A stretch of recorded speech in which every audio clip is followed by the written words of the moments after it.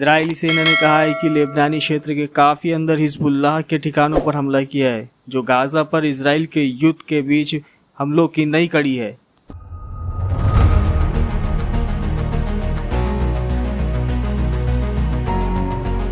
बुधवार को टेलीग्राम पर एक पोस्ट में इजरायली सेना ने कहा कि मंगलवार रात को हुए हमलों में हिजबुल्लाह के एक एयर डिफेंस सिस्टम को निशाना बनाया गया, जो कि जनता गांव के पास है, जो राजधानी बैरूत से लगभग 79 किलोमीटर दूर स्थित है। इसके साथ ही इजरायली सेना ने लेबनानी क्षेत्र में सामान्य से ज़्यादा घुसपैठ को मार्क किया है, जहां ज़्यादातर हमले अब तक दक्षिण तक ही सीमित थे। इसमें कहा गया है कि समानांतर रात भर के हमलों में इजराइल की वायु सेना ने दक्षिणी शहर बाराचीत में हिजबुल्लाह वायु रक्षा स्थल और कफर किला के ई लेक में एक हथियार डिपो पर हमला किया है। अब इससे तनाव बढ़ने की आशंका बहुत ज़्यादा बढ़ गई है।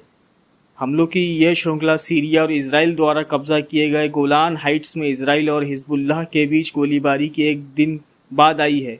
सीरियाई वॉर मॉनिटर के अनुसार इजराइल ने मंगलवार को सीरिया लेबनान सीमा के करीब हिजबुल्लाह की गाड़ी को निशाना बनाकर हवाई हमला किया, जिसमें कम से कम 2 लोग मारे गए। खबर ये भी है कि एक सीक्रेट न्यूज़ एजेंसी से बात करते हुए हिजबुल्लाह के एक अधिकारी ने कहा है कि पीड़ितों में से एक समूह के नेता हसन नसरुल्लाह का फॉर्मर बॉडीगार्ड था।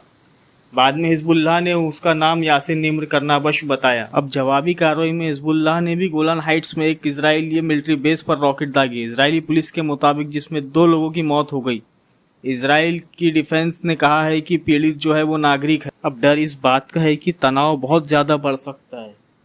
उधर हिजबुल्लाह ने सीधे तौर पे कहा है कि ये मोर्चा गाज़ा में फ़िलिस्तीनियों के समर्थन में है और ये जब तक सीज फायर नहीं होता तब तक इजरायली सेना को निशाना बनाना बंद नहीं करेगा। कतर फाउंडेशन के हमाद बिन खलीफा यूनिवर्सिटी में कॉन्फ्लिक्ट एंड ह्यूमैनिटेरियन के प्रोफेसर सुल्तान बरकत ने कहा कि गाज़ा युद्ध की शुरुआत के बाद से हिजबुल्लाह और इजराइल के बीच लगभग रोज़ाना हमले हो रहे हैं, फिर भी वे एक दूसरे के प्रति डेटरेंस पॉलिसी का हिस्सा है। इजराइल ने गाज़ा पर हमला करके हिजबुल्लाह को दिखा दिया है कि वह क्या करने में सक्षम है, और इजरायली मंत्रियों ने बार बार लेबनान के साथ वही करने की धमकी दी है जो उन्होंने गाज़ा के साथ किया है। सूत्रों का कहना है कि इसके साथ ही हिजबुल्लाह को इजराइल के अंदर तक खुफिया जानकारी जुटाने, लक्ष्यों की पहचान करने और उन लक्ष्यों तक पहुंचने की अपनी क्षमता का प्रदर्शन करके इजराइल को आगे बढ़ने से रोकना होगा। और वहीं बात की जाए अक्टूबर से लेकर अब तक हुए हमलों के अंदर में दक्षिणी लेबनान पर इजरायली हमलों में कम से कम 543 लोग मारे गए,